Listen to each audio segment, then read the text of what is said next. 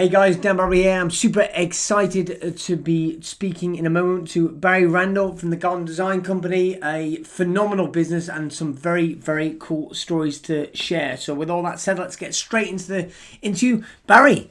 Welcome. Thanks for having me, Dan. I appreciate you being here, and then the big up, if you like, at the start. Yeah. So I hope it's not really a strategy. I guess we're talking strategies today, but let's make sure that the guests get a lot from.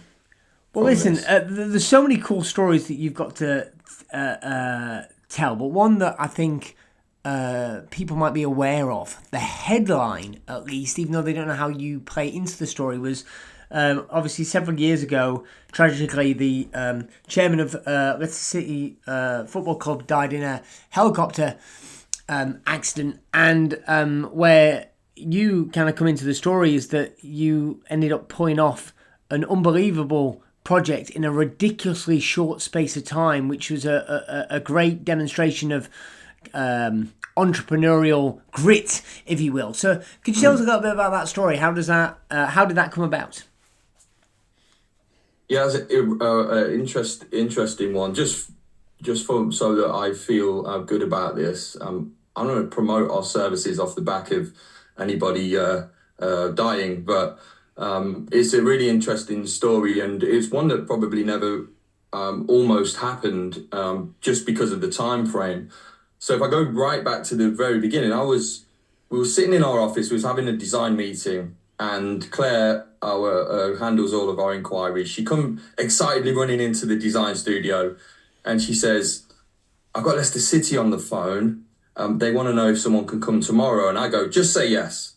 So it's kind of like the Richard Branson thing. Someone offers you an opportunity to say yes and figure out how you're going to do it. Just say yes. She goes, "But your diary's booked for tomorrow." So I don't care. Just cancel something. It's Leicester City. Let's go and see them. They wouldn't have rang us if it wasn't important. So she went out. We booked in to see them and went and seen them the next day and realised that they wanted to build a memorial garden for the late Chairman Vichai, and on the area where the helicopter had landed, crashed. And we looked at the space, it was like, wow. So we knew it was a legacy moment for the business, but also looking at the space, you start thinking, how are we going to actually be able to do this? Because we do kind of like smallish gardens at this point.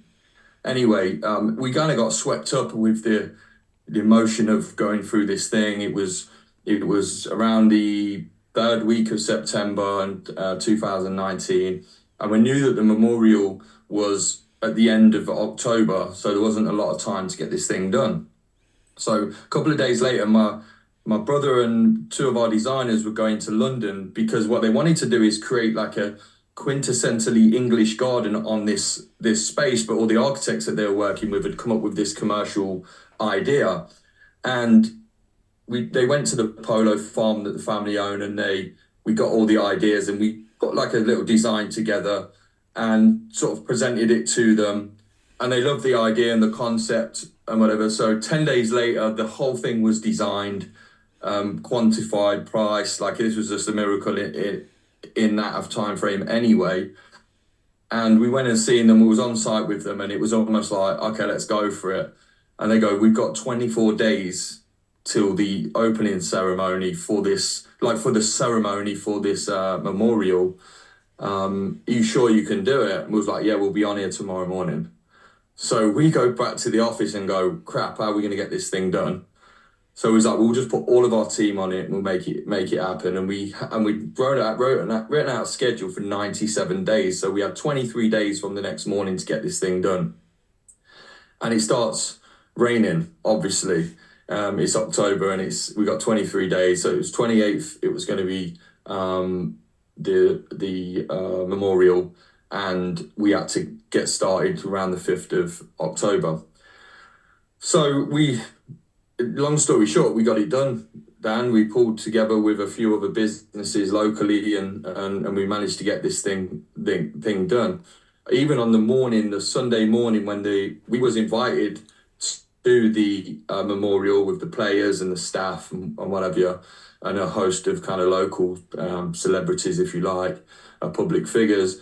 And my brother and I, we was out there, we were sweeping water. It's still raining. We were sweeping water out of the flower beds because it was filling up with water. We wanted to make it look good. We literally left the ground, went home, which was 25 minutes from the ground, got changed into our suits, and we was back within 25 minutes. And then sitting there, watching everybody do this thing and walk around the garden, and people in tears and whatever, and saying how amazing it was. So that was, for me, that felt like a legacy moment. I actually can feel that now as I'm saying it. So yeah, that was a big thing. Still don't quite know how we did it, but actually I surveyed my management team at the start of the year, as you do, and said, what have we already overcome in the past that no one ever thought we could do? We probably didn't think we could do it ourselves. And this still is really prominent in those conversations where people say, I don't know how we did it still, but we did. So that was a big thing. It's such an amazing story, Barry, and you've got so many of these. I mean, at the end of the day, I mean, your business, or one of your businesses, I should say, the garden design company, your business model is just impressive. You charge most people when they think of, oh yeah, let's do my garden. You're charging more in design fees for designing the garden than a lot of competitors do for doing, or people would think about actually spending on the garden. So like and of course much of the competition give away the design for free. So in that sense, you're really innovating the business model. But the route I want to go down next, Barry, is that this is why I wanted to have you on here. Is you are well known as a marketer and in marketing circles, and actually for those that are real students of direct response marketing and copywriting will know of the name John Carlton, and just an absolute master copywriter, one of the best and most respected copywriters in the world today. And yet he created a trophy in your honor as a result of something that you did for one of his mastermind programs, which again I think is, if you're listening to this and you're thinking this is about copywriting, it's not. It's actually just about entrepreneurial endeavor. Could you speak to the Barry Quotient Trophy and how did that come about? Yeah, that's an interesting one. I got into marketing a few years ago. I kind of drank the Kool-Aid, as they say, and I really got fascinated with copywriting and just how you can make people move with words. And I wrote an ad, and I was with a coaching group. I wrote an ad and it got good results. I think it returned 377 grand in sales from this ad that I'd written. And the coaching group where I was there, my coach, Alan, at the time, had said that he basically awarded me a box. And inside the box, he said, you can't open the box. When you get home, open the box. I want everybody else to not know what's in it. So I got home and there was a book in there by John Carlton called The Entrepreneur's Guide to Getting Your Shit Together. If no one's read it, go order it. It's brilliant. And I read the book and I was like, this is great. I'd never heard of Gary Albert and people like that at that time. It kind of got me into it. It's a bit like when I discovered Oasis and then discovered the Beatles, right? So I ended up going down that rabbit hole. And I thought, how can I just get really good at this thing? Why don't I just, I'd seen all these copywriters advertising courses and whatever. I thought, why don't I just go and speak to John himself? So I got John's contact details and I messaged him and got in a conversation with his partner, Stan, and they invited me to his mastermind. I wanted some one-to-one mentoring, but he invited me to his mastermind. I say invited, I paid for it, but he invited me anyway. And it was in Phoenix, Arizona, in February 2019. So just before the Leicester City project thing. That kind of came as a result of it. I can talk about that in a bit. So I turned up at this small, intimate mastermind, and I've only ever been used to really like 50, 100 people in a room. So when I get in there and there's like 12 people, I'm a bit like, ugh. It were like, have you done BNI or whatever? It's like BNI, but with marketing giants in there instead of painters and decorators, right? And it comes round, and I plonk myself down right on the end, and then they start the kind of going around the table, and I'm the very last one, and people are talking about all these big numbers, and it comes around to me, and I'm like, what do you want from the group, Baz? And I said, I want the group's help with how to increase my company sales through a monthly magazine subscription. I've got members now on this magazine, customers. How do I create referrals from it? Anyway, John goes, oh, this is going to be great. So 2 days went by. At the end of it, everyone had like some homework to do. And he goes to me, Baz, if you want to be a serious authority in your space, and you can go on and help other people in this space as well, which I hadn't really explored at this point, you need to be a published author. Do you think you can get a book written in before the next meeting, this was middle of February, and it was the beginning of June, the next meeting. So I said, yeah, of course. And 4 months later, 3.5 months later, we was in Boston, Massachusetts, and I'd finished my book, and I had the copies printed out. They were like sample prints from Amazon, so it had like sample or whatever on it. And he goes, all right, you're up next then, Baz. Your homework was to publish your book. How'd it go? So I get up and I hand these books out, and there's a guy sitting next to me, a guy called Noah, and he goes, you bitch, like he was supposed to have got his done the previous meeting, and he still didn't have it done. It was like, you've ruined me now. So John stands up and he stops clapping, and I'm like, felt a bit weird. Then everyone starts clapping. I'm thinking, what's going on here? And he goes, in 7 years running this mastermind, we tell every new member to write a book, and you're the only person who's ever came back with it done. So I was like, okay, well, I'm a bit naive, Dan. So if I ask you a question and you say you should do that, I'm going to do it. Right. So I think it might be rare, but that's the kind of thing. For me, it was just like, you're learning from someone, you might as well implement it.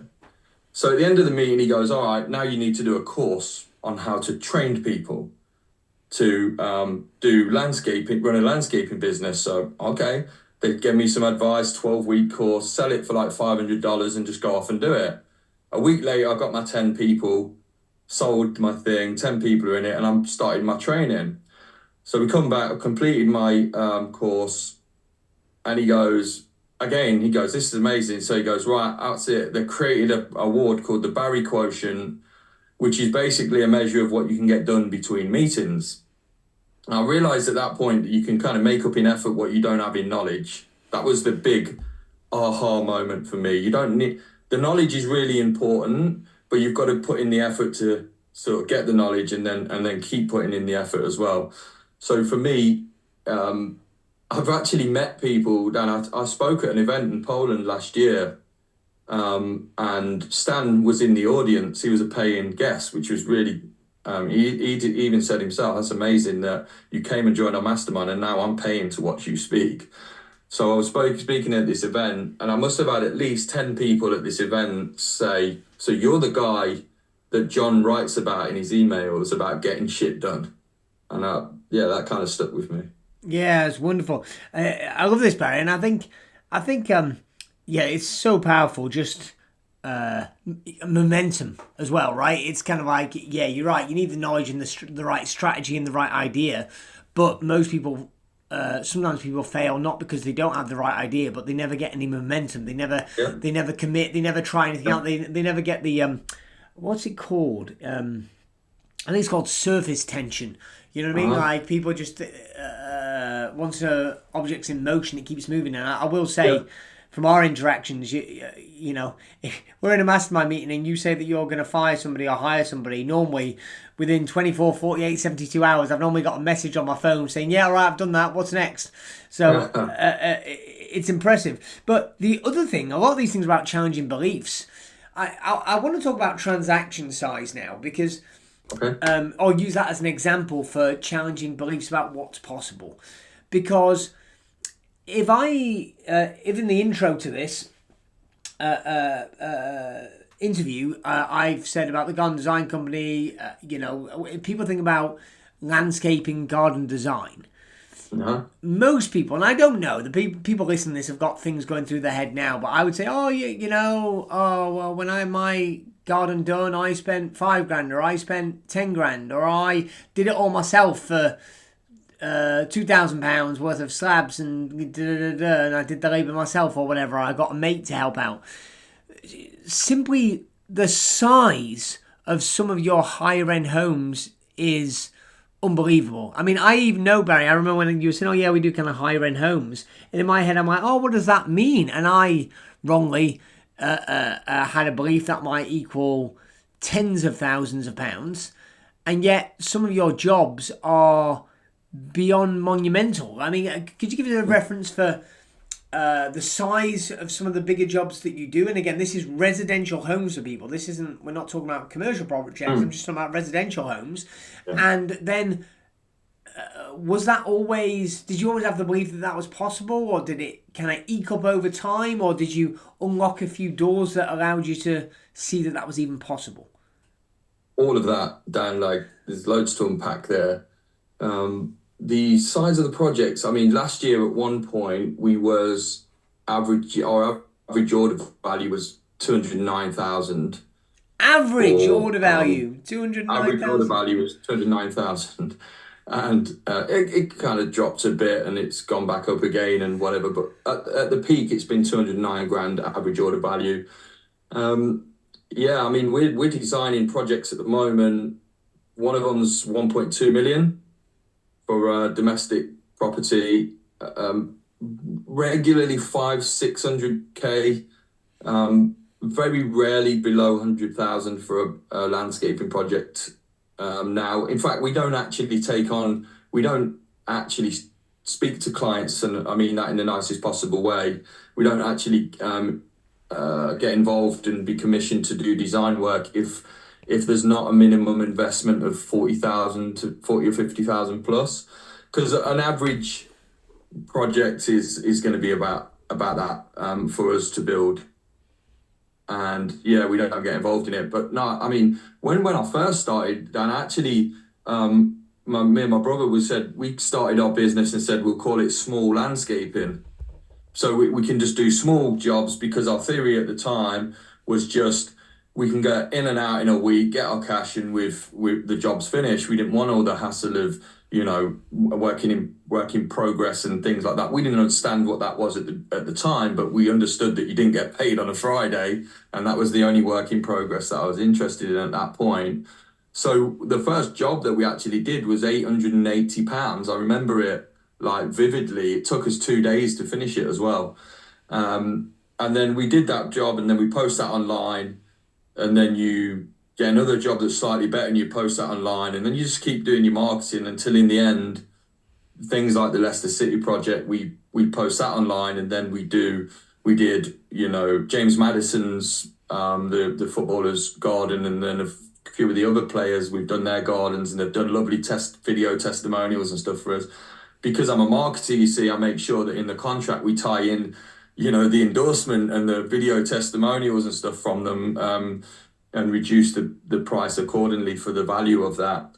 So yeah, and then it would just it's not crept up upon us because it's been 11 years, but it has been a strategic, okay, let's do this with the next project and get video testimonials and the reels and everything else that happens. But now, yeah, I mean, it's funny, we was in the office. I always say to all of our team and clients that I work with, like, if someone's got 10,000 or someone's got 10 million, it's probably everything that they've got to invest in it. So we have to respect that and value it, because it's all relative. So we make sure that we're always focused on valuing that money as if it's 100,000 every single time. But you can't help now, but because the business needs kind of 300 grand a month, to make sure that I can live my life. When a project comes in and you sell it for like 25 grand, it's like, it's almost like disappointing. It's so small. Yet my first ever business goal was to sell a 25 grand project. And then my second business goal was 25 grand average value. and then on and on and on. So yeah, and I think we're just kind of scratching the surface really. I've spoke to someone before who said that they did a project for a 16 million domestic project. Wow, that's so big. It almost I can't get my head round a domestic project at that price point. You know what I mean? And that's exactly why you do need to. I mean, I know we're talking to business owners of all types in this interview, but even inside your industry, it's you don't want to be average. You do need to get around the outliers and see different examples to stretch your thinking about what's even possible, right? 100%. I've made some notes about that. To be fair, about being average, because most people like that comfort of being average, don't they? You know, with their business, when we got to a 25 grand average order, most people, and I meet people now that if they could get to that, it's their dream at this point, and they get to it, and then people are like, I don't want to lose what I've got. But I think you get like this fire in your. I think once you've got the bug or the gift or whatever it is, or you're the chosen one, I think it just eats away at you if you don't go for the next sort of goal and you go for the next goal. And it's not about like being dissatisfied with 200 grand average value order and a great business and whatever. It's just about achievement and kind of getting more people to stand up and clap and show that you can go to the next sort of level mentally myself. And I find that that's the kind of driver really now. It's like, how do we get an average 500? How do we get 500,000 as an average order value? What is it about those clients? How can we serve them better, etc.? So, yeah. I love it. And so, Barry, with your, your business has gone from strength to strength. There's obviously been significant ups and downs in that period. What words of wisdom would you give to somebody listening to this now that's perhaps, maybe they're 500,000 or just 1 million in revenue, and so the kind of level of size and scale that you've got to is several notches beyond where they're at currently. What would be some kind of the key takeaways or things you'd encourage them to pay attention to? I'd just say ignore everything I say. It's too painful. Don't go for it. No, I'm kidding. I guess my big thing at the moment, and I've been saying this to myself for ages, is there are no quick fixes, only permanent ones. No quick fixes, only permanent ones. I think every marketing message that you see at the moment, particularly, I think we're in that kind of era, things are falling apart, there's chaos going on everywhere. Every marketing message that you see at the moment, if you're an entrepreneur, if you're in a business, is kind of scratching some itch, describing your some symptom in some way. I think you've got to kind of stick to the basics and go deeper and refine and define the thing that you're really good at, the thing that you love doing as well. There was a story, like I seen a video that Alex Hormozy did a little while ago about when he hired his YouTube team. And he sat them down and he said, this is a 10-year arrangement for me. So as long as we're making progress each month, I'm good. And the company was shocked because they'd never had anybody that had approached it in that way before. So I kind of asked myself right now, because there is a lot of chaos going on in the world, and the people that are calm and composed at this point are the ones that are going to have the most success. Also, people that are smiling a little bit at the moment, because people do live miserable lives. So I'd ask myself the 1 decade questions. I think there's this mindset in a business fraternity, certainly that so I can only use my own sort of world, where we can have, it's almost like people want someone else to sit our exams for us and then we go and get the job. So I think there's certain things that should be delegated as you're coming through as a business, and there's other things that you just got to feel the pain of. At some point, I feel like you have to do the 10,000 hours thing, if people have heard of that. So for me, it's best just to get started, or get a Sherpa or a chaperone to go with you, someone like yourself, Dan, someone who's done the 10,000 hours multiple times. Saying to someone, if you hire a salesperson that's done 10 years in their role, they've done 20,000 hours. So you've got all of that experience to bolt onto your business, yet people are so afraid of adding these salaries to their business. But knowing that there's mountains beyond these mountains, I think is really something that someone like yourself or me, speaking to a business owner, you can actually help them pass that. So I guess it does happen on rare occasions, but how many people have an idea and then make a million from it, right? There's not many people that do that. And then how many of those people are going to make a million in the time frame that we expect it to happen? I'm fairly confident that that's a big none. So I've always liked, I read Fail Fast at the beginning of my entrepreneurial journey, and I love that one. So I know that you're going to make mistakes, which is only a mistake when you reflect on it. You're going to lose money, upset people, make new friends, change your mind, get excited, get upset. You might as well just get on with that. And like I said before, you can't turn off and on the hunger that you've got inside of you. You just kind of have that. But just remember that every decision that you would make as a business owner, I'm fairly confident that everybody makes them as a carefully considered decision at the time. And then if it doesn't work, they go, I made a mistake. I don't think you make a mistake. You make a decision, and sometimes it works out, sometimes it doesn't. But we punish ourselves too much for those things. So for me, it's just get on with it, accept that you're going to make mistakes along the way, but nothing's a bigger mistake than sitting there and doing nothing and being average, as you said. I would much rather take a chance at public humiliation, Dan, than sit there and be average and never fail. I love it. Well said, Barry. Well, I want to be respectful of our time, and we're just about out there. But anybody who's listened to this, Barry, that loves what you do or wants to check out some of your designs, where's the best place to track you down and check you out? Just on Facebook. Just search me on Facebook. I'm always pretty active there, or LinkedIn or whatever. But Facebook or Instagram. I think I've gone and got Barry Randall official or something like that. So I'm going for world domination, Dan. So yeah, go there. That'd be the best place. Yeah, no worries, and we'll put the link in the show notes. So all that leaves to say is, Barry Randall, thank you very much. Dan Bradbury, thank you very much.